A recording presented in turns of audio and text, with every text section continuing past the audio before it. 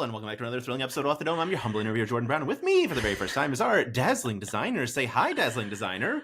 Hi. Chloe, thank you so much. This is so exciting. Such a huge fan of your work across the board.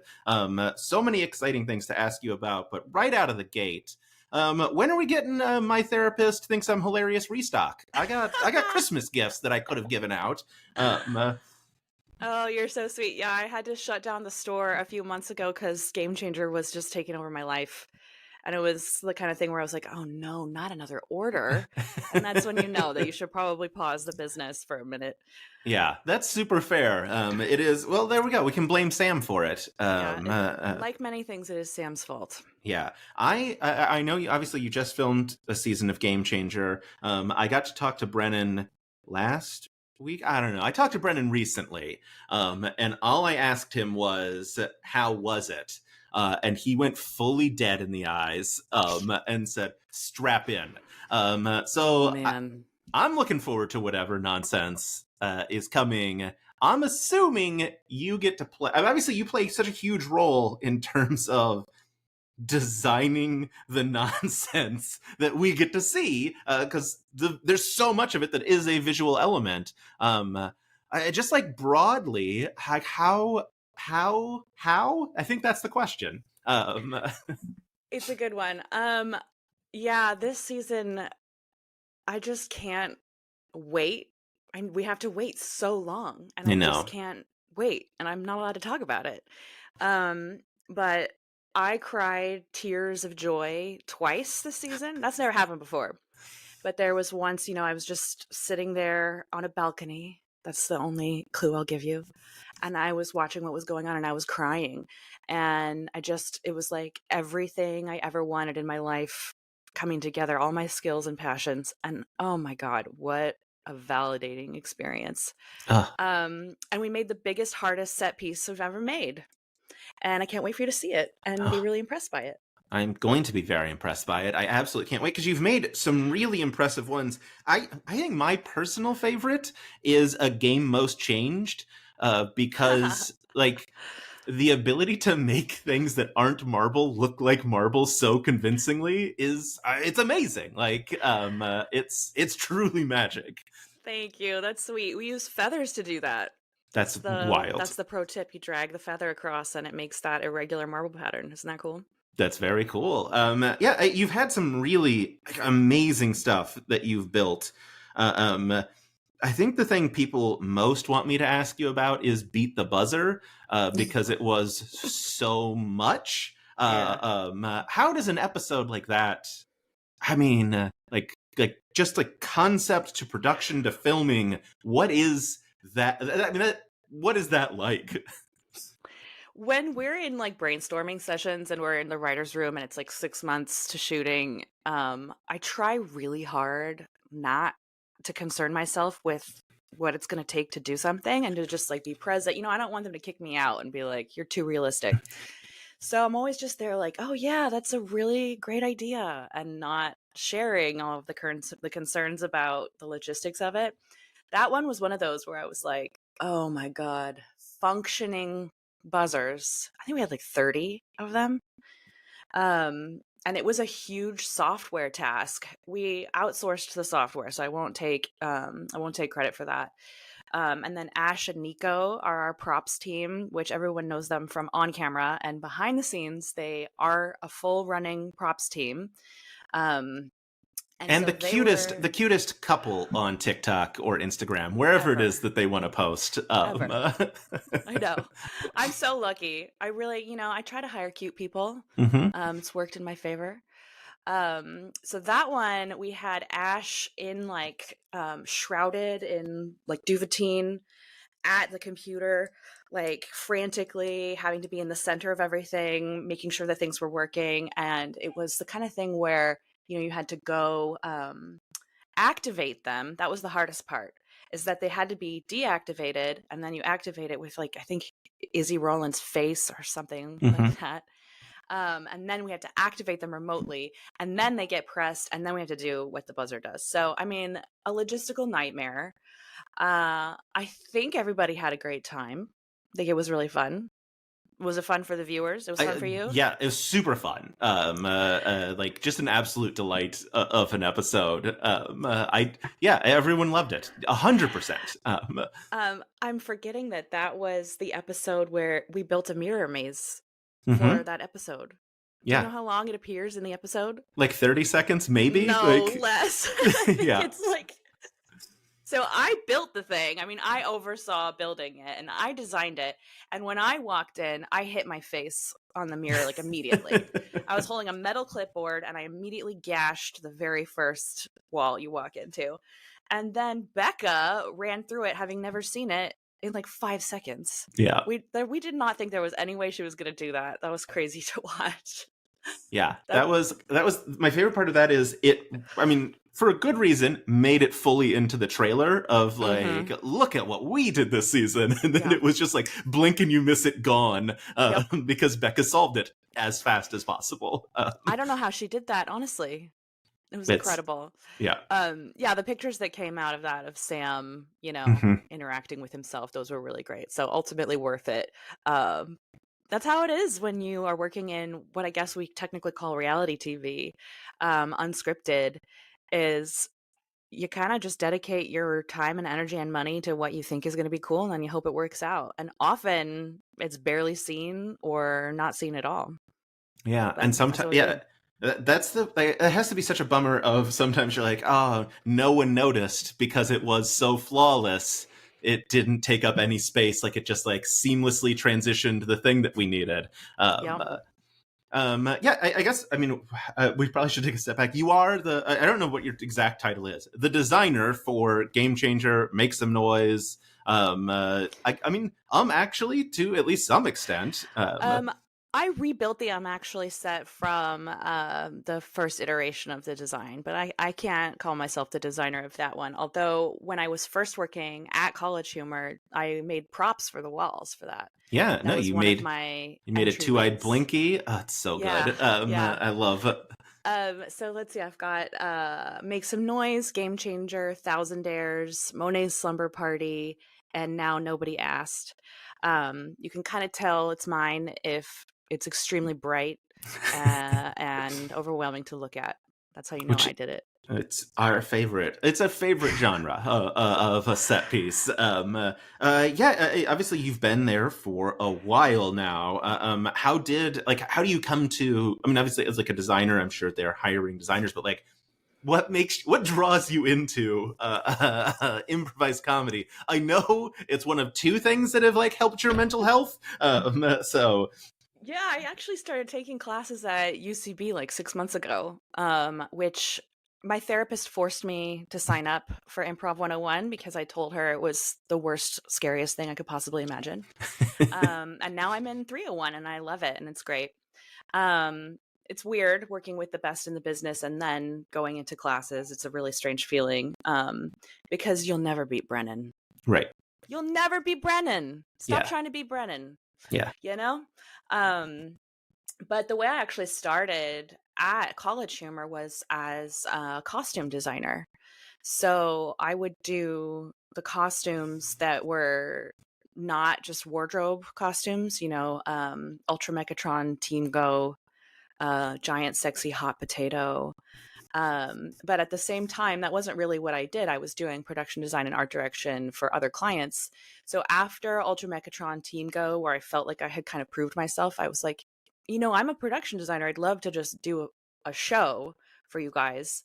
And they were like, okay, well, we have this thing that we're thinking about doing. It's Sam's project. Would you like to do it? There's no money and there's no creative yet. And I was like, yeah, that's what I asked for. Let's do it. And then I was in a room with Sam Reich, who I don't think I fully knew who he was at the time. And so we were just friends making a thing with no money. And that was season 1. And if you look at season 1, please don't watch season 1. We were in an office building with 8-foot ceilings, with like very limited money, very limited time. And we just put up this thing that was kind of the tiniest version of the weird fantasy we had in our heads for a funky 70s game show. And and it was kind of a proof of concept, and it did really well. And then season 2, we got to build a real set. And then last season, it is 3.5 times the size of the set of previous seasons. So now we've just Wow. totally blown it out. Yeah. Yeah, so that's how I got the job, basically by asking for it. Hey, can't hurt. That's what you have to do. Yeah. Is that does that mean there isn't a Dropout vault? Are you rebuilding everything from scratch every season? We save our walls. We reuse our walls. Even after And Caldwell Tanner draws a giant dick on it? yep. Okay, I have a good one for you from this season. So the Game Changer sign, they drew dicks all over it. I cleaned them off myself with paint thinner. This was like we had, several hours to fix the set before it had to be a clean set the next day. I think that was like our first day of shooting that we shot that. It was not the last day of shooting. I cleaned them off with paint thinner. I painted over it white. Great. It's back on the wall. We shoot the rest of the season. We do save our large set pieces, so that was saved in storage. And then this season, we put it back up, and Kevin Stiller, our DP, called me over. And I'm not camera savvy, so I can't tell you what he was doing, but changing the settings to show, exposure, whatever. And you can see the dicks under the paint when the settings are showing like exposure settings. So those are still there and will be forever. Amazing. It's part of the lore. That's so good. Speaking of Kevin, do you think Brooks stole your design for his shoes, or? Yes! I mean, okay, so I didn't invent the loop-de-loop. That's a thing from the 70s. I didn't invent, that tight rainbow shape, arc shape, although it is very popular right now. But the color scheme with the blue, come on. That's too on the nose, I think. I have 2 pairs of them. You do? Yeah, because I got a pair, and then I wore them all the time because they're Brooks. They're very comfortable. Yeah. And then periodically, I go to conventions to do things. I've done a couple of actually lives with Iffy, and so I have a show pair that I only wear at conventions. Nice, so, that's great.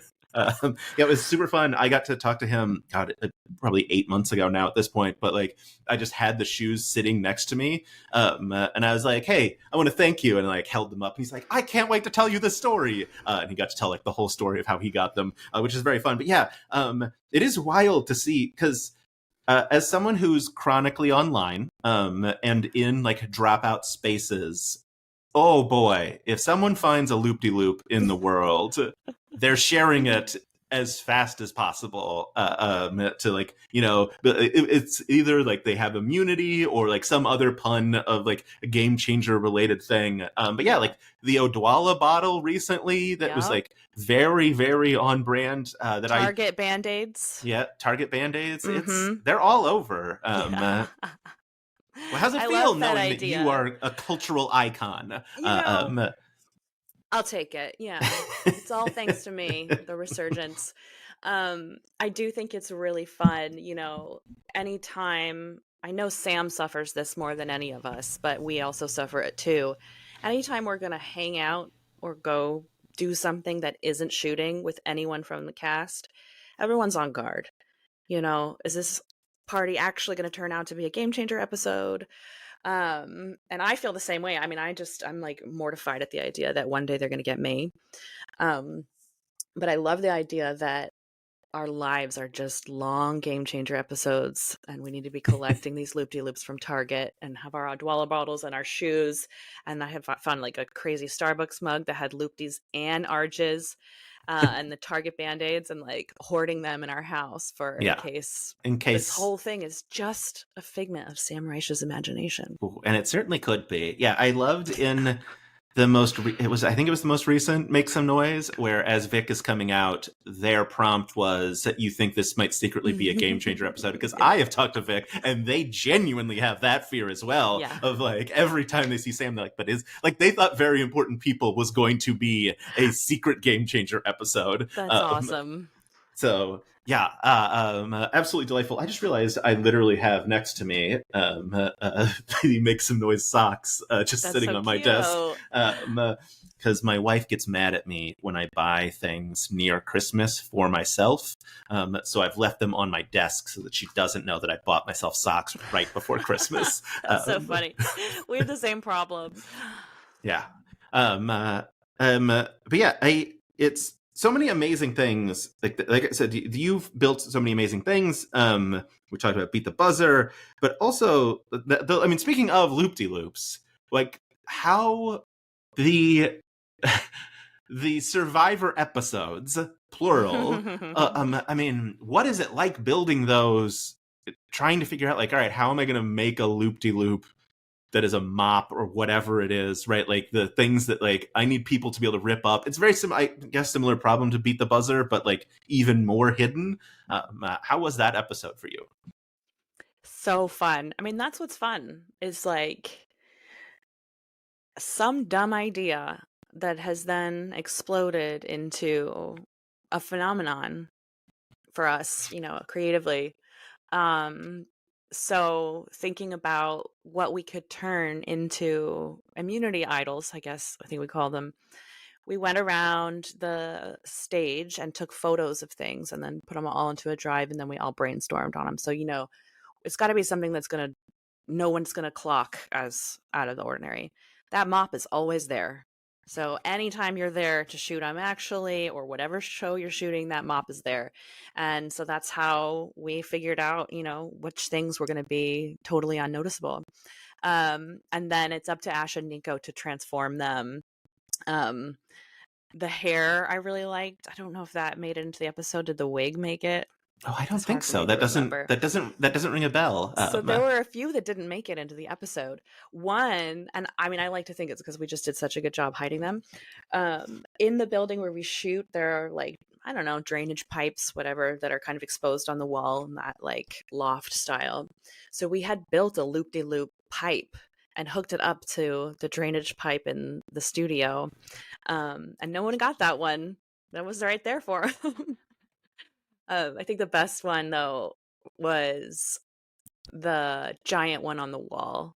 Yeah. We had to figure out how to hang that inconspicuously, and then watching them discover it is so fun. Yeah, that's got to be fun in episodes like that and Beat the Buzzer, where you are watching like your work is not meant to be seamless at that point. Your work is meant to be found. It's got to be fun to be able to sit there and be like, they found it. They found the mop. They found. It's so fun. Yeah, and that obviously like increased so much between that first Survivor themes into Battle Royale. I think I'm naming them correctly. Whatever, but like they got such a huge jump in terms of scope of what that was. And then obviously this past season we had Ratfish, the biggest scope yet, and now you have promised that even more is coming.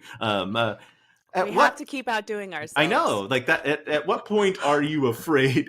Are you afraid at some point you're like, oh no, we've done it. We've done too much. Yeah, I mean, I think every season we feel that way, and we just sort of trust that we're gonna go relax for a few months and come back and figure something out, and we do. I think Escape Room was that for me, where I was like, all right, we're not going to top this. That was insane. And on the back end, logistically, building a secret room and all of the ciphers and puzzles, which is, I love the game design of puzzles, especially, word games and the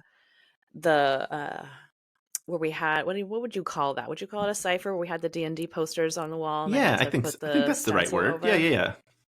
I loved that. I loved doing that. I want to do that more and more. I want to do a whole season of escape rooms. But once we finished that episode, we were sort of like, okay, let's take a nap. Something else will come to us. And it does. And oh God, I can't wait for you to see what we did this season, because we have to just keep escalating. And especially since people are already on guard for us getting them, we have to triple protect ourselves from that. Um, Yeah, I like I don't mean, know. Like, you're building multiple layers of bingo sheets. it's really fun. Um, uh, yeah, that was delightful. I also taking the stamp of Grant and removing the glasses and no one noticing that it wasn't Brennan. Truly Brennan one of my himself did favorite not things. notice. I know, so funny. That's good. Um, Yeah. I mean, obviously for like close-ups, I'm sure for that episode it was like recut in the Brennan card, but like, Yeah. I mean, that one had to be stressful. Of like, uh-oh, we need a new thing now, because Grant's not coming. We have 2 hours notice, I think. Like, Yeah. So this is a talk we have every season, or just privately in the art team. It's like, it's not stressful if you know it's going to happen. Um, so we can't wake up and Grant's got COVID and now we have to figure out some sort of solution and be like, oh my God, why is this happening? This is crazy. Like, no, that's the job. That's what happens every single time. There's always some crazy thing that goes wrong, or a last minute idea that somebody who was maybe less invested than me would probably just go like, I'm not doing that, you didn't give me enough notice. But because I care about the show so much and I'm so involved, I'm always like, yeah, that's a better idea. We're going to have to totally redo all of this in the next 6 hours and get it done, you know. um so was it stressful? Yeah, of course, but we're always ready for that, knowing that that could happen at any moment and trying to prepare ourselves for that. That one was like, because those are custom printed by our printer, Zany Graphics, shout out, absolutely saving our butts all the time. But I think it was a weekend. So we had to just print it at FedEx and spray adhere it on. You'd never know. yeah, yeah. That's the job. That's the beauty. That's what's exciting. I think we all have ADHD and we all get really bored. I don't want to go decorate someone's room with, you know, a fiddle leaf fig tree and white curtains and like a beige duvet. I want to wake up terrified, not knowing what's going to happen today, and have to figure out a solution last minute. It's Oh, awesome. that's so much fun. I love that so much. Sorry, am Yeah. I too long-winded? I don't know what I'm No, doing. I told you I just talked to Brennan. In what universe do you think you're talking more than him? Oh man. Um, Literally, Brennan out the gate before I asked a question was like, "This might be a tangent right off the get." I was like, "Yep, it is." Do you get to pull that card when you're in your 301 class and be like, "When I was talking to Brennan Lee Mulligan today." Absolutely. I mean, sometimes it's relevant. Like I have something I need to say that Brennan told me. Yeah. My 301 teacher is Oscar. Mm-hmm. Oscar Montoya, who is, I mean, an angel on this earth. And so he knows me from work, I guess you call it. It doesn't feel like work. But yeah, in 101, I rolled up and like, again, I was just there to do like OCD immersion therapy, failure, rejection therapy. Did not think I was going to like it. Didn't like it for a few weeks. And I was sitting outside the building was locked, and I looked around at all of the other people who were waiting to go into class with me, and I was like, oh my God, 100% of these people are Dropout fans. Like, it hadn't occurred to me. And then I had to out myself eventually as we got closer, you know, and developed relationships. Yeah, and Hey, half of them real were Dropout like, fans would have known who you were. So, hey, yeah. A couple of them in 201, they recognized me. I got the signature hair. That's a good point. So, but no, there's like a whole resurgence among young people who want to do improv comedy because of us, I think. yeah. Yeah, because of us. Because of I'll you. say it. Yeah. I think that's fair. I wish like it's just out of reach. I have the same copy of The Lord of the Rings that Oscar won. That's awesome. It was like such a it's a thing like as a very big Lord of the Rings nerd fan. This is the all things that glitter are not gold poem that Frodo wrote about, or Bilbo wrote about Aragorn. It's just that's what that is. That's Gandalf right there. Anyway, anytime I go to like a half price books or whatever, I go to the like the fantasy section and look for just weird old copies, and I found that copy once, and I was like, oh, this is great, I'm buying that. And so when it That's popped up awesome. on the screen, I was like, I own that. And I That's got so it for cool. way cheaper than Sam did, I will say. Buy your books secondhand, folks. That was us. We bought that. You should just tell people that it's the one from the episode. Yeah. Well, Just Oscar. memorabilia. Yeah, just memorabilia. I did try to bribe Brennan to do an interview with me, and I offered him that book, but he didn't take me up on it. So, and then he did it later for nothing. What a sucker! Wow. Yeah. One of the things that I love about Game Changer, this is generally how my interviews go. In case you're curious, this is my very first interview ever, so this is great. That's not technically true, because you do behind the scenes, and that is actually the transition I was going to make. Sure. I mean, it's not like interview, but like you talk a lot about like the things that you have made, and it's one of the things that I love about Dropout in general, but like about Game Changer, is there is such a huge emphasis on what the crew has done and the individuals of the crew that are doing those things, and not just like give it up for our crew. It's like, Dimension 20, Brendan is handed a list of people and he's like, I'm going to read everyone that worked on this prop. And like with those Game Changer episodes, like I love that I don't love a bi-weekly release schedule because I want it all and I want it now. Yeah. But like, I love that in between we do get those behind the scenes, because I've made like a whole deal out of behind the scenes stuff. But what's it like at Dropout that is such a huge focus, and like that is such a thing that is just not celebrated elsewhere? Yeah, I mean, there is no better place to work as an artist, for real. And I think as kindness becomes more trendy, yeah, I said it. I think other companies try to do that too, It's a big virtue signaling thing. And at Dropout, it's so genuine and the feeling is so real. I mean, my team and I are just applauded by everyone every episode, and even our cast is like coming backstage to tell us how incredible it is what we did. You don't get that kind of recognition elsewhere, and I don't know what we did to deserve it, because I mean, I just feel so lucky every time, and I have other clients who aren't Dropout, unfortunately, and this doesn't happen there. I think a lot of it too is our fans are nerdy artists people themselves half the time who are interested. So it's like a beautiful symbiotic relationship that everybody wants to know about how we did what we did. We want to share. We feel so excited and celebrated. And Dropout, they pay into that. They engage with it and they're proud of us too.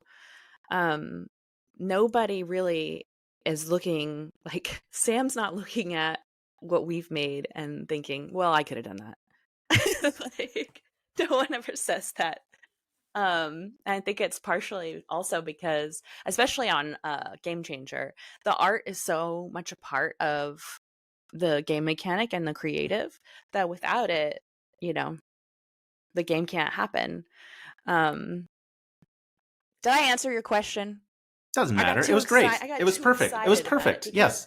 Honestly, everyone will, like, people will say to me, especially improv people and fans and whomever, like, do you know how lucky you are? I do. I really do. Trust me.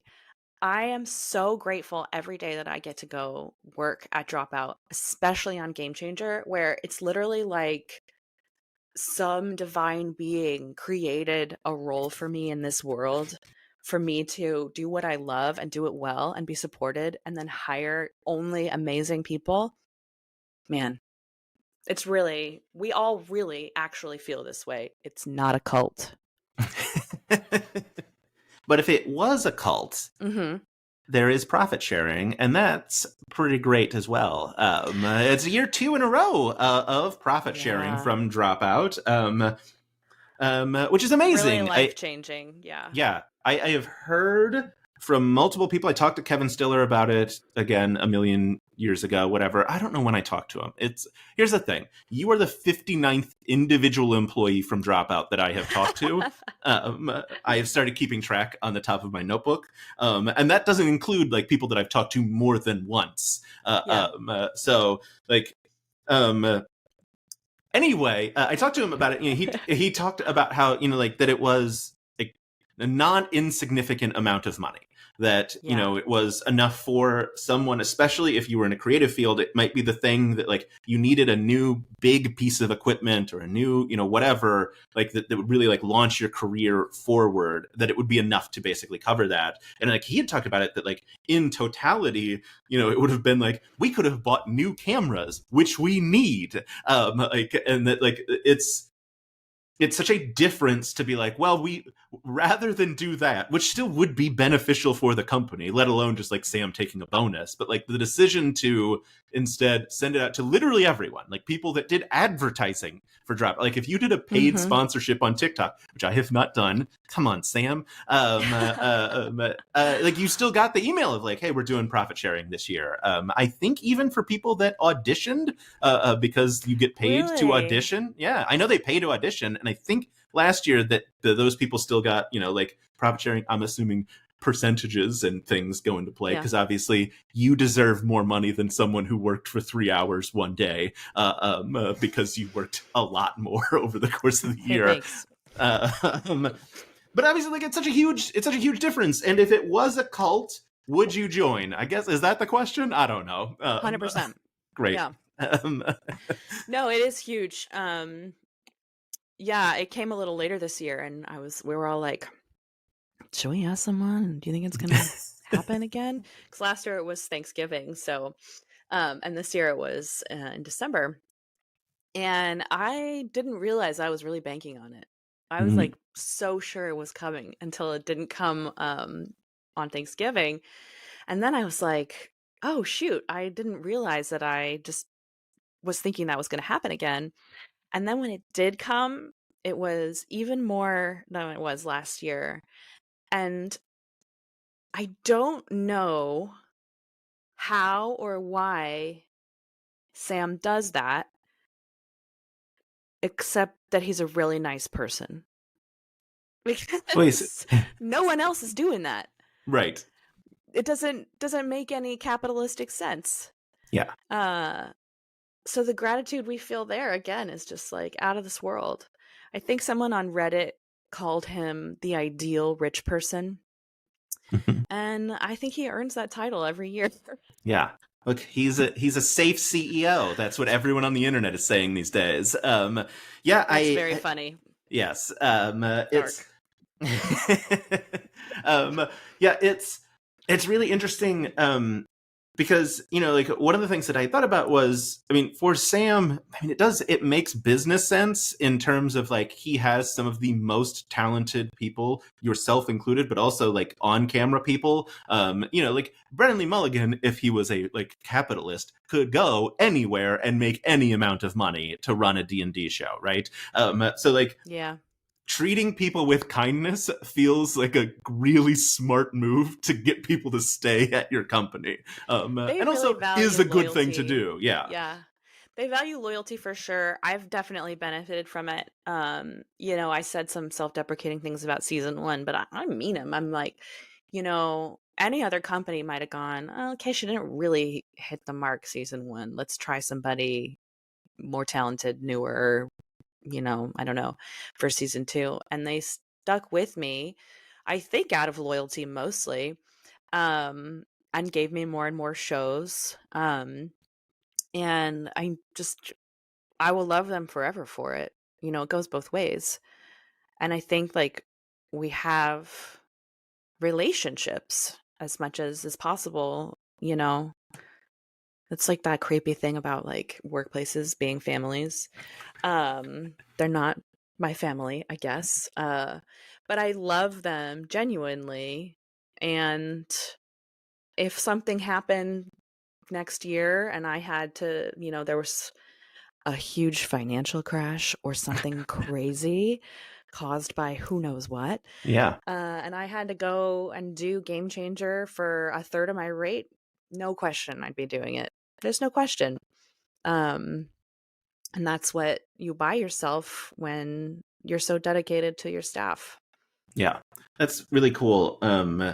Yeah, I just it's good to hear. I mean, I've heard it a bunch because it seems to be the thing that Dropout employees generally feel. I've never talked to anyone who was like, "Yeah, it sucks." But I will Well, say, I mean, I think like most of us are freelancers, yeah, so it's not even just that.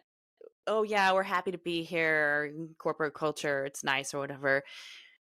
Every couple of months, I have to work for a different client, so I know what it could be like, and I have not forgotten. And you can't forget when you're a yeah. freelancer how bad it can be. So yeah, it's fresh in our minds how awesome, how much more awesome it is to be there than anywhere else. Yeah, I'll say like when people usually when I hear like this business is a family, it's being weaponized by management so that you will Right. work for less money. When you feel that way about your company, I feel like that's okay to say. Be like, no, we That's a feel good like a point. family. It's not Sam saying you're a family. Anyway, I need you to work overtime today, and we don't have the money to pay you. That's a really good point. I will say, like, one of the cool, like, you talked about, like, people caring about the behind the scenes. Like, I have a Patreon, and like, I posted, like, hey, I'm going to be interviewing Chloe. Like, who has questions? And there are, like, I mean, there are 5 different comments. Multiple of them have multiple questions embedded in them Oh, of people being sweet. like, yeah, like, like talking about the building those the idols and the loop de loops. Like, how did that process come about? It also makes my job way easier because then I just steal questions from people. Um, uh, That's sweet. Yeah, I uh, mean, it is very weird. Like I got recognized by a bartender. So when the production designer is getting recognized by random people around, um, I think it means people are invested. yeah, And they our fans definitely are are. so wonderful. Do you really mean that? It feels like you have a butt in there, but that's fine. No, I'm No, kidding. no, no, no, Yeah, but my husband always is sending me, he trolls the Reddit page. I don't because I yeah, try to stay healthy. yeah. But he'll send me things, uh and our fans are Cult. just Yeah, great. It's a really nice cult to be a part of. And I'm yeah. happy to be moving up in the leadership at the cult It's very and finally exciting. being recognized as the soon to be new cult leader of the cult. Amazing. Yeah, I think if you kill Sam, you take his power. It's Highlander That's rules. right. So, Mm-hmm. um, yeah, it's also nice to have someone who can look at the Reddit and like cultivate something for you and send it to you rather than you have to look at it because it is a nightmare. Like the Mm-hmm. Dropout subreddit is the best subreddit I am a part of, and oh boy, it's still a nightmare. Like because The internet is it's a scary place to be. yeah, yes. Yeah, it's Um, hard. but you know what would help in defense on the internet? This is the greasiest transition. Cool swords. You've built cool swords for Make Some Noise. When Sam comes to you and is like, does he just give you carte blanche? Go nuts. How does that process work? Yeah, I have a couple of them around. I took them home, especially here. I'll get.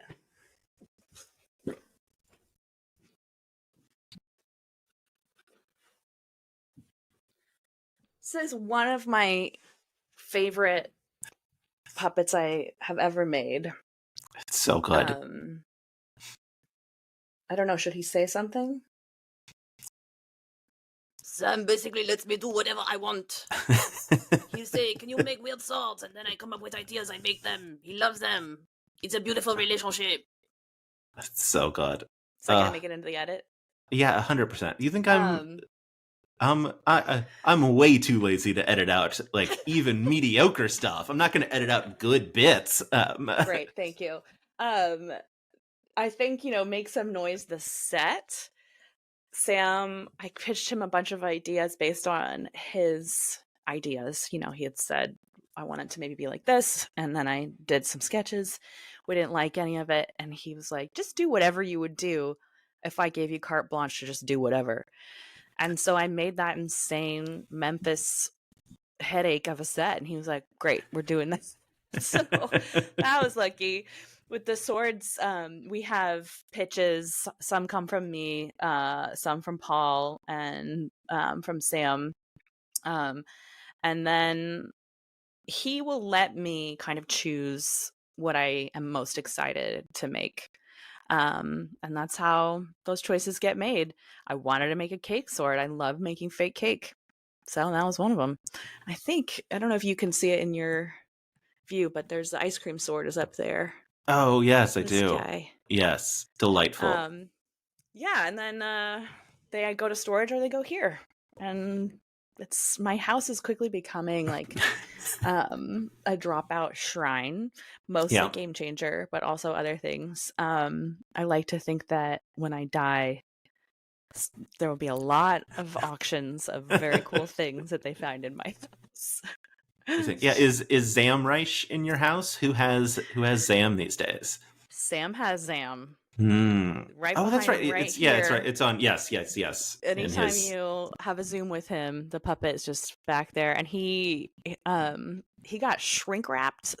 I don't know, somebody shrink wrapped him and then sent him to Sam that way. So he's like, with like the hair and the mouth open and everything. He wasn't well taken care of. And so I asked Sam, I was like, can I please come over with some hairspray and fix it? And he said no. He likes it that way. Oh, that's incredible. Obviously, can you? I'm not going to ask you to pick like a favorite thing you've built because I'm sure you can't. Do you have some favorites that you have built from things that we have seen besides Puppet Sword? Because obviously that is a favorite. Because It's so hard to move past this season that we just did because there's so many favorites from this season that I just can't tell you about. So let me try to think from what are some episodes that you love? I mean, I will say my favorite You episode know, of all time is Escape the Green Room. I just like every bit of it is perfect. Like the thank madness you. of it and the design is so good. What was it like for you watching Lou smash things instantly? Incredible. I know I already said this, but yeah, doing the stencils for that was one of my favorite things I've ever gotten to do because it was hard. It took a Yeah. lot of tech skill. I actually have here, I'll show you. I have a shadow box with Sam Reich bobblehead in it. Um, and only real fans will recognize this. I don't know what it is. This is a pube paintbrush that I Oh, think it was Reika tried to sell in season 2. Uh, and this kind of thing really gets me going. yeah. It's gross, it's stupid, it's well executed, and it's simple, and I love it so much. It's so good. Let's see what else did I. Oh man, stuff from this season. Sorry to say. Oh man. I am very proud of the Sam Reich bobblehead as well. That was a Bill Clinton bobblehead that I Feels transformed into Sam Reich. that feels very appropriate thematically for Sam's life. Yeah, That wasn't that is the intentional, just yeah. the one that happened to look the most like him. Sorry, you asked me about Lou smashing. I mean, that was such a great moment, and that was a custom guitar that the company New Effects, they weren't offering that, they hadn't made it yet. It was like the first one. So really satisfying to see it go immediately. And then it sort of set the stage for there are times in the series where we learn lessons about what our cast is going to do. So season 2, in the pube paintbrush episode, when Trap ate the lemons that were Yep. covered in old cheese and hot glue, that was the day that my team said, okay, from now on, if anything is like even slightly edible, it's going to have to be food safe. So the sword that Erica Hmm. ate, that was food safe specifically because of the Trap lemon rule, that we just know that it's possible, probable, they're definitely going to be taking a bite out of it, and we want to make sure nobody gets sick. So Lou smashing the guitar was another instance of learning a thing that has to be a rule now, which is like, if anything is smashable, we're going to have to assume that they're smashing all of it. And so we are going to have to make sure that there's no real glass in a room where there's a breakaway guitar, you know? And I don't even think that guitar looks like a breakaway. It I does don't not. even think, like, I mean, I held it up close. If you pick it up, maybe it feels a little light, but he just went for it. And then luckily, lots of other stuff was breakaway too, and nobody got hurt. Very, very helpful. That's so fun. Yeah, the sword, the pizza sword, also great. That's so fun that it has to be now a consideration of like, oh, one of these lunatics is going to take a bite out of this because it looks enough like food. Got to wash your hands when you're working with the dough, because you know, and keep it refrigerated because somebody's going to take a bite out of it, and we need to make sure that they're safe. That's so good. Yeah, man, it obviously Escape the Green Room was great. I don't know. Have we talked about Ratfish yet? You did so much incredible work for Ratfish. Of just like transforming hotel rooms into such like specific design for every person. That like it's just a triumph, especially of design. I love the episode as well, but like the design, especially, just like it's one of those things where like I almost don't want to watch the episode because I just want to look at like what madness you have put behind the players. How much fun was that? Sweet to say that. How much fun was that to like go into like, hey, I got to build a Brennan room, I got to build a Grant room. Like what madness am I going to put in a Zach? Like you like what was that like? So fun. And you know, it was one of those things where no one else really was super on board. They were like, do we really need to do that? And I was like, can you please trust me that we should do this? And I actually found an article about the Circle that said that the show's greatest star was the set design, and that the show would be unwatchable without it. And I sent that article on Slack. I was like, see, it's not going to be watchable if we don't, you know, do this. Because we had gone through lots of iterations where it was just like, oh, it's a hotel except the couch is orange, you know, boring. And Sam, again, so generous. If I'm excited about something, he's going to let me do it and find a way to make it happen. And I think that's part of his philosophy, is like, if you hire people and then you let them do what they're great at and what they love and what they're passionate about, the end product is going to be great.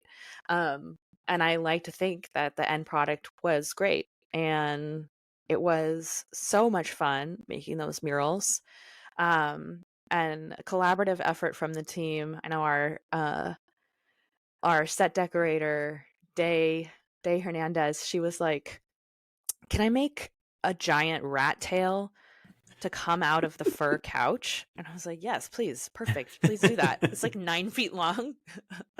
And so, you know, then I get to pass it on to whatever my staff is excited to make, they get to do. I loved doing those portraits of Sam. I think I've talked about that a lot. I don't know if anybody wants to keep hearing about it, but that was so much fun. And he's so game, you know? I just asked him, hey, do you want to come shoot a bunch of stuff with some costumes for no reason? And he's like, sure. What time? Amazing.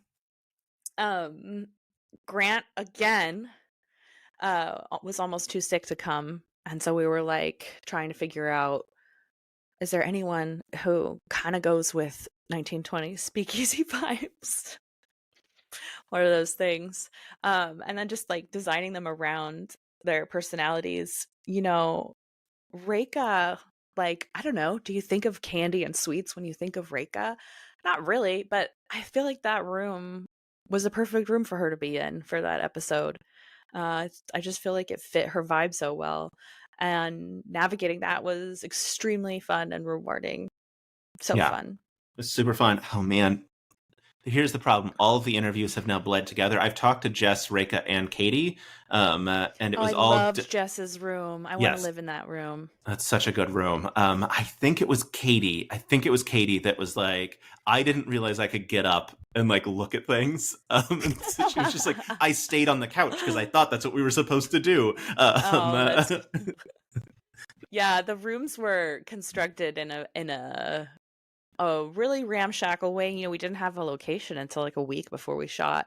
So yeah, it's just curtains on either side. And I was really worried that I think there is a point even where Jess stands up and you like see the C stands, you know, that's like part of what happens in unscripted television. But that's sweet. I hope she liked it. Again, it fit her vibe. Yeah. She's Everyone. Alice in Wonderland. Yes. It's so good. Oh, we are like coming up here on time. You sound like my therapist. Well, I just don't want to steal your whole day away from you. You're But fine. Whatever you want to do. great. I will say a thing that happened, and I have taken some blame for this. The last season of Game Changer, whoops-a-daisy, I accidentally helped spread a conspiracy theory that Sam Dalton was actually taking over the show. What is it like that the fandom cares that much, and it's just like Sam moved his hands at did a weird thing, and like is looking at your stuff to be like, is there a clue in here, in terms of like this thing that isn't even a real storyline, but that we have invented. Like how does that work for you? Yeah, I mean, again, like the rules I was saying earlier, where you learn that lesson, now we have to constantly consider that. And it always has to be a conversation. I don't think anyone will be mad if I share this, but we had, on this last season, one of our props was a roasted pig. And it made sense in context. Just trust me. It was fake. Don't worry. I was going to say we have seen a picture of the pig with a top hat back on set. Yeah. Well, so we were like, oh, is this going to be morbid and people are going to like take to Reddit to talk about Henry the pig getting eaten in this episode or whatever. So we cut it because we are always thinking about that, like the connections that people are going to make. It's nerve-wracking and funny, and I hope we can take advantage of it at some point. You know, drop some false leads. That would be really fun. And whenever we have a new person on the team, we had a couple of new scenics this year, you know, they're always like, well, no one's going to notice that, right? And I'm like, oh gosh, yeah. On any other show, I would say fine. But on this show, someone is absolutely going to go and say, the bottom quarter of that loop-de-loop, the blue is a slightly different hue from the rest. And what do we think? You know, 1 divided by 4 is 0.25. So are there going to be 25 episodes this season? And we're waiting for, you know, it's like that's how they are. And so we have to be super careful. Yeah. Yeah, and then I see those things and spread them like wildfire, as it turns out. Again, we're so lucky. No complaints that anybody could care enough about my work to pause the screen and try to scrub around and find errors. It's like, that's really a blessing. It's very funny. Delightful. Chloe, this has been so much fun. Thank you so much. If people somehow don't follow you already on the internet, where can they find you? My Instagram is at Badner. And then my jewelry, which, yes, maybe I should open it up. It's December. It's at Studio Badner. And that is my URL, studiobadner.com, where you can see all of the stuff I make. And sometimes I sell things when I have the energy. Oh, speaking of jewelry, now we have to talk about this. The Game Changer earrings that were like designed by you. At what point did Randy come to you to be like, "Hey, we want to do this"? Like, how did that come about? Okay. It was in one of the behind the scenes interviews. I was wearing some metal arch earrings, and our fans are so die hard. They think we invented the arch. And anytime they see an arch, they're like, that's Game Changers, that belongs to them. So someone had said Chloe Badner's wearing Game Changer earrings, podium earrings in the interview, which they were from Cost Plus. They just happen to be the same shape. And then I was like, yeah, we need to do that. I actually have one here. So I came up with an extremely complicated design that is 3-dimensional for no reason other than to complicate it. And they were bestsellers. People are really happy with them. And sometimes, especially now that I go to improv shows kind of frequently, I see somebody wearing them. And that's a really cool feeling. That's And super I cool. might take a creepy, super zoomed in photo of them from far away to send to my mom. Oh, amazing. Chloe's mom, if you're watching, hello. Anyway, Chloe, this has been absolutely delightful. We simply have to talk again after this next season of Game Changers so that I can Oh my God, learn yeah. all the things that you couldn't tell me now. But by then, you'll probably have filmed another season of Game Changer, and then you'll have new things that you can't tell me. But that's going to be really annoying. yeah, I mean, look, it just... Catch me in between like March and August, and then Perfect. that'll be the sweet Got spot. it. I'll Done. respond more quickly this time. Sorry. Hey, no, you don't have to apologize for that. You are very busy, and I appreciate your time. Thank you. This is absolutely amazing. I don't know how to end an interview, so I'm just going to hit stop recording. Sounds good. Same.